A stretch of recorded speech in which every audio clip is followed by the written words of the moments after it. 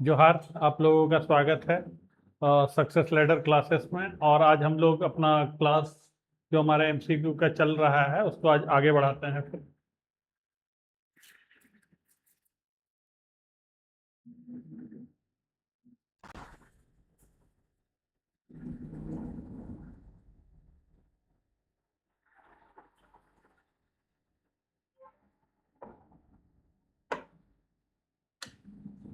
तो आज का पहला सवाल हम लोग देखते हैं।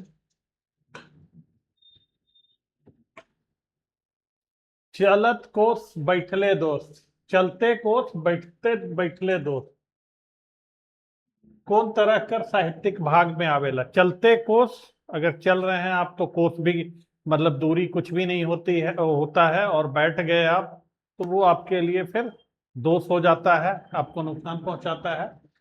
तो किस तरह का साहित्यिक भाग में आता है चलते कोस बैठले दोष? ये लोकगीत में आता है, लोक गाथा में आता है, लोक नाटक में आता है, या लोक सुभाषित में आता है? तो चलते कोस बैठले दोष ये क्या है? लोकोक्ति है। और ये लोकोक्ति किस में आता है? ये लोक सुभाषित में आता है। सही उत्तर क्या है? लोक सुभाषित। लोक सुभाषित में मुहावरा आएगा, बुझवैल आएगा,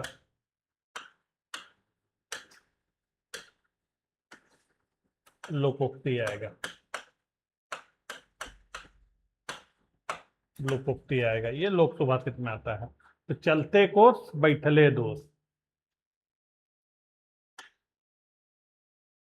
फिर है, ये पहली है, हरियर बिलाई चरका पूंछ, मतलब हरा कलर की बिल्ली और उसका पूंछ कैसा है? सफेद रंग का है। नी जानबे होले मोके पूछ। हरियर बिलाई चरका पूंछ, नी जानबे होले मोके पूछ, मतलब हरा बिल्ली सफेद उसका पूंछ, नहीं जानोगे तो मुझसे पूछ। ये पहली जो है, इसका सही जवाब क्या है? तो ऑप्शन है सलजम, गाजर, कांदा या मुरई। तो सही उत्तर क्या होगा? हरियर बिलाई चरका पूंछ। सही उत्तर है मुरई। मुरई मतलब मूली। मूली।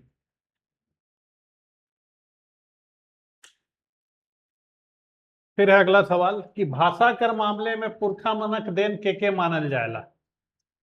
भाषा के मामले में जो हमारे पूर्वज थे उनकी उनका देन किसको माना जाता है? मंत्र को माना जाता है, लोक नाटक को माना जाता है, लोक गाथा को माना जाता है, कि मुहावरा को माना जाता है? तो हम लोगों के पूर्वजों का देन किसको माना जाता है? तो मुहावरा को माना जाता है। सही उत्तर क्या है? ऑप्शन डी, मुहावरा।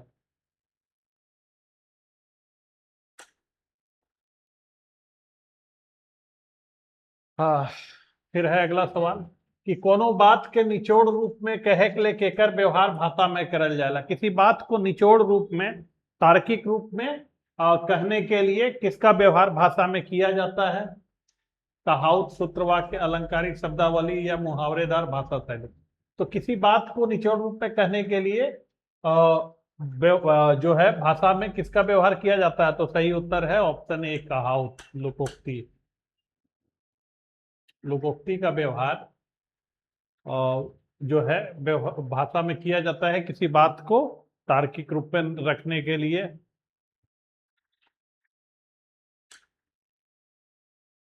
फिर अगला सवाल कि मधुरता, संक्षिप्तता, सरलता और स्पष्टता केकर विशेषता है के? मतलब मधुरता, संक्षिप्तता, सरलता और स्पष्टता, ये जो चार विशेषताएं हैं ये किसकी है? कवनैत कर, मुहावरा कर, मंतर कर, या कथानक रूढ़ी कर? तो मधुरता, संक्षिप्तता, सरलता और स्पष्टता जो है ये किसका है? विशेषता है। तो कवनैत, कवनैत इसको लोकोक्ति, कहावत, कवनैत,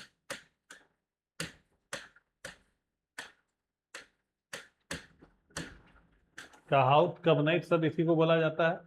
तो ये लोकोक्ति, कहावत या कवनैत का क्या विशेषता है? तो मधुरता इसमें मिलेगा आपको, संक्षिप्तता मिलेगा, सरलता मिलेगा और स्पष्टता मिलता है। अब अगले सवाल की ओर बढ़ते हैं। कौन किस्म कर गीत मन के हमरे जनाना मनक नृत्य गीत मानीला, मतलब किस प्रकार के गीतों को हम लोग मुख्य रूप से महिलाओं द्वारा किया जाने वाला, गाया जाने वाला नृत्य गीत मानते हैं। तो ऑप्शन है उदासी, पैका, नटुआ या झूमर।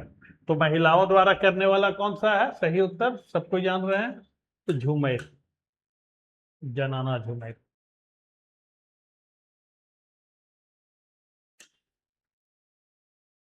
फिर अगला सवाल कि गीत परंपरा में छंद मनक आत्मा के मानल जाला। गीत परंपरा में छंद की आत्मा किसको मानी जाती है? गीत परंपरा में, गीतों की परंपरा में छंदों की आत्मा किसको मानी जाती है? गति को, मात्रा को, लय को या वर्ण को? तो सही उत्तर क्या है? लय। नंबरिंग ऊपर नीचे हो गया है, ये बी है, उससे पहले सी आ गया है, लेकिन कोई बात नहीं है। मुख्य रूप से जो हम लोग को उत्तर देखना है वो लय है, कि गीत परंपरा में छंदों की आत्मा किसको कहा जाता है? ये लय को कहा जाता है।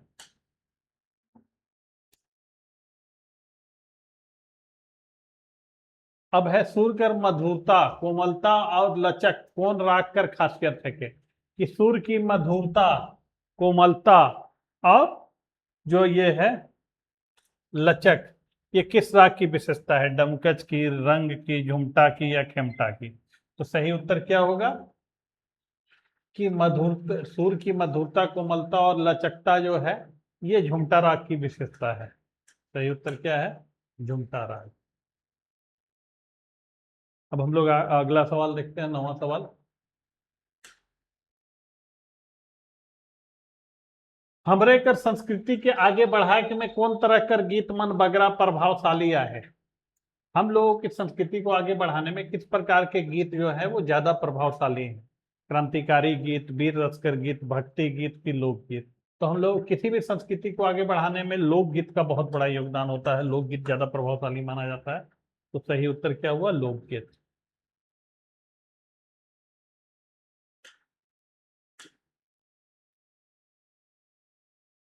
अब सवाल है कि विश्वनाथ शाही नामक रचना में कवि का फूक के क्रांति कर शुरुआत करें ना।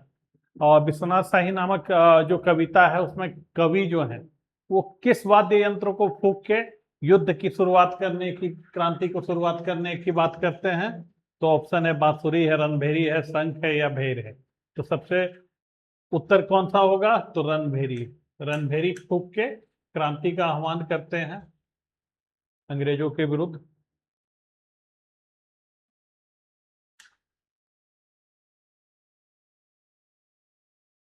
जागा शीर्षक रचना में कवि हमरे के का संदेश देवेला। जागा शीर्षक कविता जो मंजर भाग 2 किताब में दिया हुआ है, उसमें कवि जो है वो हम लोगों को, पढ़ने वालों को, पाठकों को क्या संदेश देते हैं?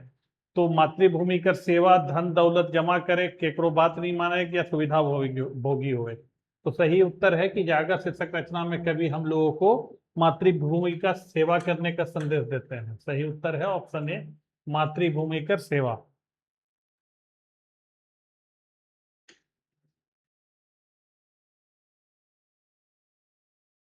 अब है चलते चल शीर्षक रचना में रचनाकार के बचाक बात करें ना। चलते चल शीर्षक रचना मंजर भाग 2 किताब में दिया गया है। इसमें जो है ये रचनाकार है किसको बचाने की बात करते हैं? धरती को, भाषा संस्कृति को, पर्यावरण को या पानी को? तो चलते चल कविता में शीर्षक रचना में जो रचनाकार हैं वो हमारे झारखंड की भाषा संस्कृति, छोटा नागपुर की भाषा संस्कृति को बचाने की बात करते हैं। तो सही उत्तर क्या हो गया? ऑप्शन बी, भाषा और संस्कृति।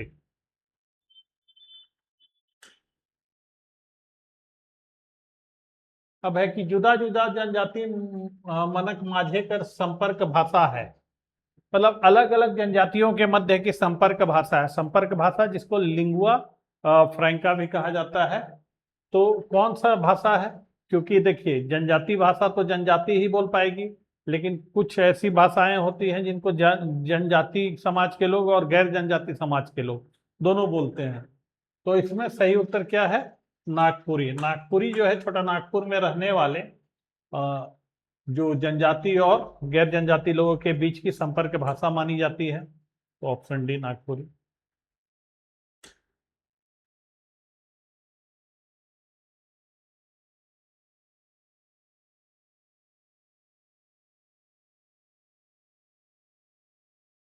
फिर है ई मुर्गी कर अंडा है के, बाइक में ई कौन मैद कर सर्वनाम है के। ये जो हमारा सवाल पूछ रहा है क्या है, इसमें एक स्टेटमेंट दिया हुआ है कि यह मुर्गी का अंडा है। अब इस वाक्य में ई मुर्गी का कर अंडा है के मतलब ई मुर्गी, तो ई जो है ये किस प्रकार के सर्वनाम है, निश्चयवाचक, निजवाचक, संबंधवाचक या देवल कोनो नहीं। तो एकदम कंफर्म होके बोला जा रहा है कि ई मतलब एकदम जैसे कि ई है, तो ई जो है सब मुर्गी का अंडा है कि ये क्या है, तो मुर्गी का अंडा है एकदम निश्चय। तो निश्चयवाचक सर्वनाम का उदाहरण है, निश्चयवाचक सर्वनाम है ये ई।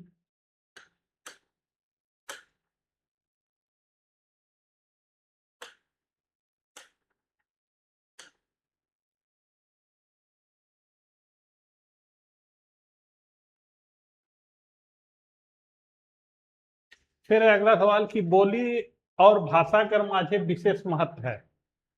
बोली और भाषा के बीच में किसका ज्यादा महत्व है, साहित्य का, शब्द और अर्थ का, व्याकरण का या वाक्य का। बाइक मतलब वाक्य।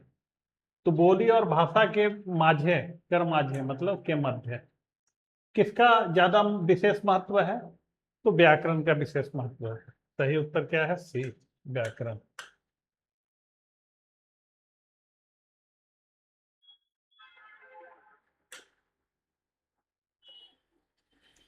नागपुरी में अंतस्थ वर्ण मानक कुल संख्या है। नागपुरी में अंतस्थ वर्णों की कुल संख्या कितनी है, 6 है, 7 है, 4 है या 8 है। तो नागपुरी में अंतस्थ व्यंजन वर्णों की जो कुल संख्या है वो 4 है। यार अलावा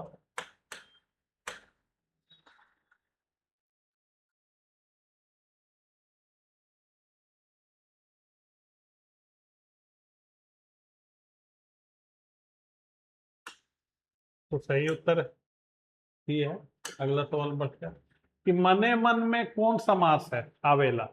ये मने मन जो शब्द है इसमें कौन सा समास है, तत्पुरुष है, कर्मधारय है, द्वंद्व है कि अव्ययी भाव है। तो मने मन में कौन सा समास है, तो मने मन में जो है वो हमारा डी ऑप्शन अव्ययी भाव समास का उदाहरण है। मने मन मतलब मन ही मन, मने मन। फिर है अगला सवाल कि लोक साहित्य के ग्राम साहित्य माइन है। लोक साहित्य को ग्राम साहित्य माना है किसने, डॉक्टर त्रिवेणीनाथ साहू, डॉक्टर भुवनेश्वर अनुज, डॉक्टर रामनरेश त्रिपाठी या डॉक्टर उमेश नंद तिवारी। तो लोक साहित्य को ग्राम साहित्य किसने माना है, तो लोक साहित्य को ग्राम साहित्य माना है डॉक्टर रामनरेश त्रिपाठी ने। Option C, doctor Ramnaresh Tripathi लोक साहित्य के ग्राम साहित्य भी कहे ना माइन है।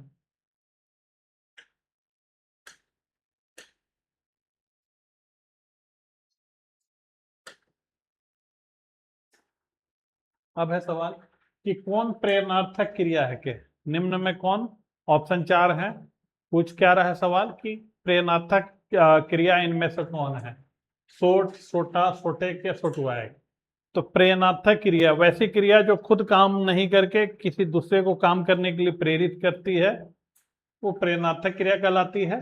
तो सोटवाएक सही उत्तर है, सोटवाएक ये प्रेरणार्थक क्रिया का उदाहरण है।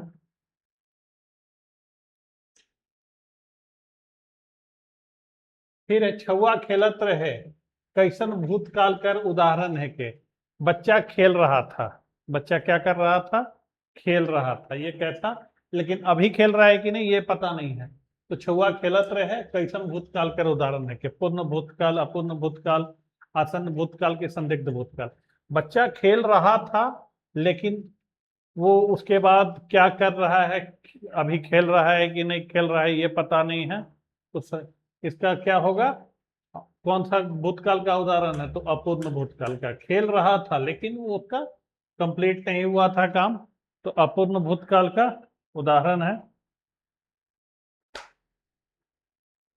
तो ये हम लोगों का आज का सवाल जवाब का ये रहा सेशन। अब ये खत्म होता है तो अब हम लोग नेक्स्ट क्लास में कुछ देखते हैं, कहानी वगैरह ट्राई करते हैं।